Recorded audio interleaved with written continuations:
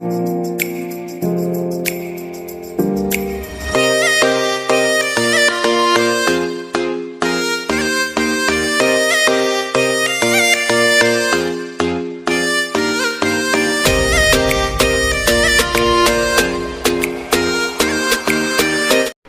की शुरुआत में हमें दिखाया जाता है शान किसी को देख के शर्मा रही होती है।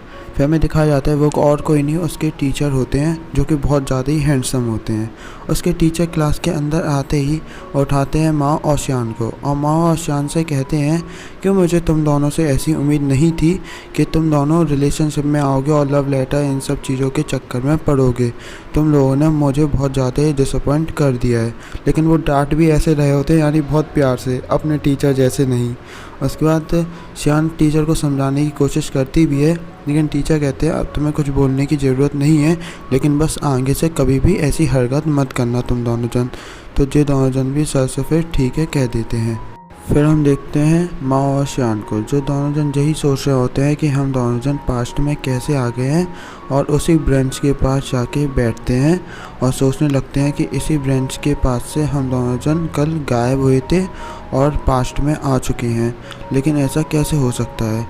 फिर माँ कहता है अच्छे से सोचना चाहिए अपन को कि आखिर ऐसा क्यों हुआ है, हम दोनों जन यहाँ पास्ट में क्यों आ गए हैं।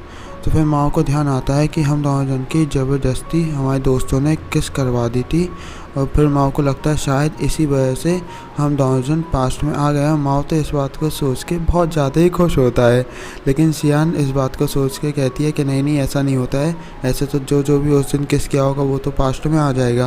लेकिन माँ कहता है हमें एक बार ट्राई करके तो देखना चाहिए। उसके बाद सियान को वो किस करता है, लेकिन सियान कहती है छोड़ो मुझे अब। उसके बाद तो माँ कहता है हम दोनों जन आखिर वापस क्यों नहीं गए। उसके बाद माँ कहता है अच्छा अरे यार तुम अच्छे से ध्यान करो ना, उस दिन हमारे दोस्तों ने हमारी ज़बरदस्ती किस कराई थी और बहुत ज़ोरदार किस कराई थी। उसके बाद सियान को भी फिर वो मना लेता है कैसे भी करके। उसके बाद वो सियान से कहता है चलो अब करते हैं। फिर ये दोनों जन बहुत बुरी तरह से किस करता है और माँ भी बहुत बुरी तरह से किस करता है। तो सियान गुस्से में कहती है जी कैसे किस कर रहे हो तुम, मुझे इतनी देर लग गई है। लेकिन माँ को दिखाया जाता है उसे तो बहुत मज़ा आया था ये सब करने में। लेकिन सियान कहती है कि अभी तक हम दोनों जन फिर वापस क्यों नहीं गए हैं। उसके बाद फिर सियान को याद आता है कि उस दिन हम लोगों ने चॉकलेट में वाइन डाल के पी थी, और उसको पीने से क्या पता शायद अपन आ गए हों, क्योंकि ये सब चीज़ें बहुत ज़्यादा ही कम लोग करते हैं। उसके माँ को भी उसके बाद में लॉजिक लगता है, तो ये लोग फिर चले आते हैं वाइन शॉप में।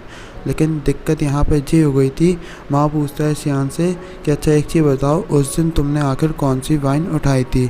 लेकिन सियान कहती है अरे यार मैं उस दिन बहुत ज़्यादा जल्दी में थी, तो मैंने वहाँ से कोई भी वाइन उठा ली थी। जिस बात को सुन के माँ भी बहुत ज़्यादा गुस्सा हो जाता है कि आखिरी चांस बचा था हम लोग के पास जाने के लिए, लेकिन अब सियान ने वो भी गवा दिया है। उसके बाद से फिर सियान कहती है एक काम करते हैं, अपन एक एक करके सारी बोतल्स ले जाते हैं, उसमें थोड़ी सी चॉकलेट डाल के पी के देख लेंगे।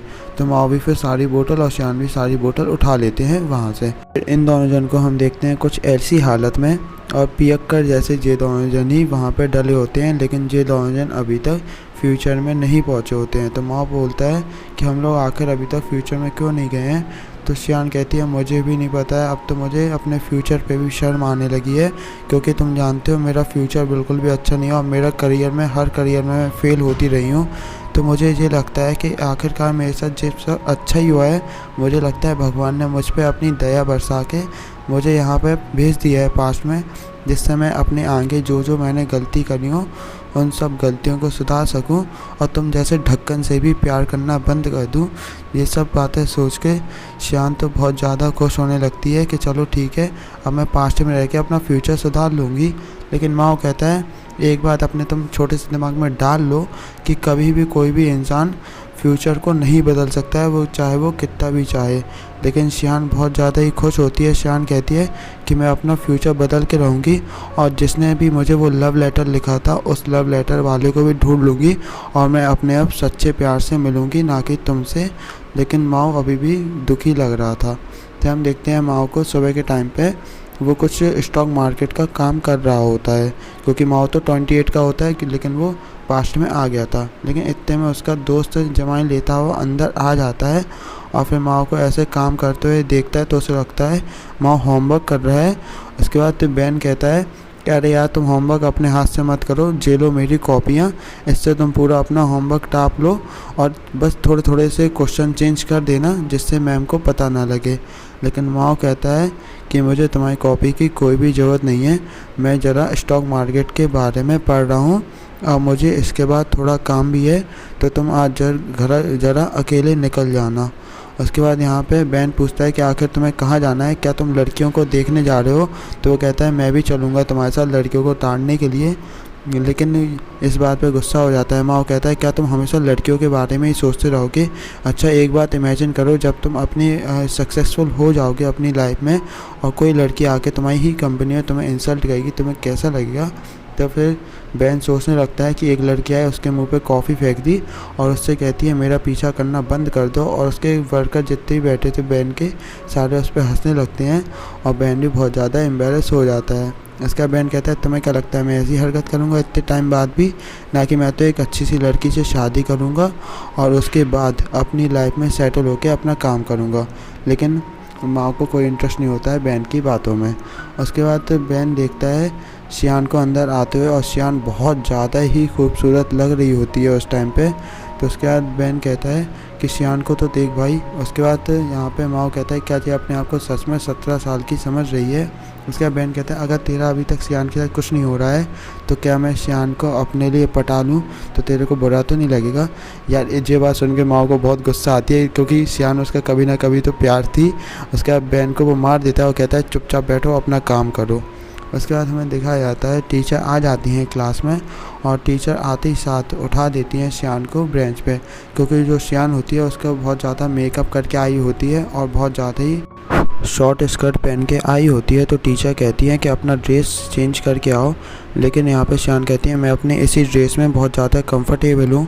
उसके बाद टीचर कहती हैं तुम्हें क्या पता नहीं है स्कूल में मेकअप वेकअप करके आना मना है और तुम मेकअप करके कैसे आ सकती हो? ये सब सुन के माँ को बहुत हंसी आ रही थी शियान को डांट पड़ते हुए देख के। उसके बाद शियान कहती है ये तो मेरी लाइफ है ना, मुझे जैसे जीना है मैं जी सकती हूँ ना, और टीचर्स भी तो मेकअप करके आते हैं, टीचर्स की तो मेकअप करके आना मना है, लेकिन आप लोग भी तो makeup, nail polish, year rings, हाथ में ब्रेसलेट सब कुछ पहन के आते हो ना, तो स्टूडेंट्स तो आपसे कुछ नहीं बोलते हैं, लेकिन आप ऐसा कैसे बोल सकती हो? भाई ये बात मैं अगर अपने टीचर से बोल दूँ ऐसा कुछ भी तो मेरे टीचर उठा के फेंक देंगे मुझे। उसके बाद ये बात सुन के टीचर को गुस्सा आ जाती है और टीचर फिर कहती हैं शियान से क्लास से बाहर निकल जाओ। ये बात सुन के माओ ताली बजाने लगता है, वो बहुत खुश होता है ये बात सुन के। फिर शियान को टीचर क्या बुला लेते हैं, लेकिन शियान की इतनी शॉर्ट स्कर्ट देख के टीचर क्या हो तो अपनी आंखें ही मोड़ लेते हैं क्योंकि वो बहुत ज़्यादा ही एम्बेरस हो रहे थे। लेकिन वो फिर शियान से कहते हैं तुम्हें अपनी टीचर से ऐसे बात करने की क्या ज़रूरत थी, तुम्हें अपने टीचर्स की रिस्पेक्ट करना चाहिए और कभी भी ऐसा नहीं बोलना चाहिए उन्हें। यानी शियान को लेक्चर दे रहे होते हैं और शियान को इस लेक्चर में कोई भी इंटरेस्ट नहीं होता है। लेकिन टीचर फिर भी बोलते हैं कि अगर तुम्हारी लाइफ में कभी भी कोई भी प्रॉब्लम आती है तो तुम मुझे वैसे ही बता सकती हो, मैं तुम्हारी हर प्रॉब्लम को सॉल्व कर सकता हूँ, इसलिए तुम मुझे बता दिया करना। इतने में शियान टीचर की टेबल पे वही बुक रखी देखती है जिस बुक का जिक्र उस लव लेटर में भी था जो कि शियान को मिला था जब वो 28 साल की थी। तो इसी चक्कर में फिर शियान को लगने लगता है कि कहीं ये मिस्टर क्याओ ही तो नहीं है जो कि मुझसे प्यार करते हैं और इन्हीं ने मुझे फ्यूचर के लिए लव लेटर लिखा हुआ था। ये बात सुन के और सोच के बहुत ज़्यादा ही खुश होने लगती है कि आखिरकार टीचर क्या मुझसे प्यार करते हैं। और फिर वो टीचर क्या से पूछती है कि आपकी कोई भी गर्लफ्रेंड है, तो टीचर क्या मना कर देते हैं। और फिर टीचर क्या से ये भी पूछती है क्या आपको ये बुक पढ़ना पसंद है, तो टीचर क्या कहते हैं हाँ मुझे ये बुक पढ़ना पसंद है, क्या तुम्हें इससे कोई प्रॉब्लम है क्या? तो शियान मना कर देती है और शियान फिर खुद ही से अपना गैस लगा के टीचर की फिर एज बताने लगती है कि आपकी आखिर 25 एज होगी ना। तो टीचर भी अपनी इतनी एज सुन के खुश हो जाते हैं, लेकिन टीचर को बहुत ज़्यादा ऑकवर्ड लग रहा था शियान के पास रह के। तो टीचर फिर कॉफ़ी पीने के बहाने उठ जाते हैं।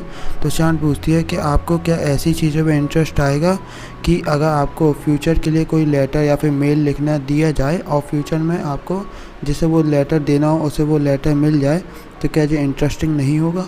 तो टीचर को भी लगता है कि हाँ ये चीज़ तो इंटरेस्टिंग होगी, मैं भी ऐसी चीज़ करना चाहूँगा। वो चीज़ शियान से कहते हैं।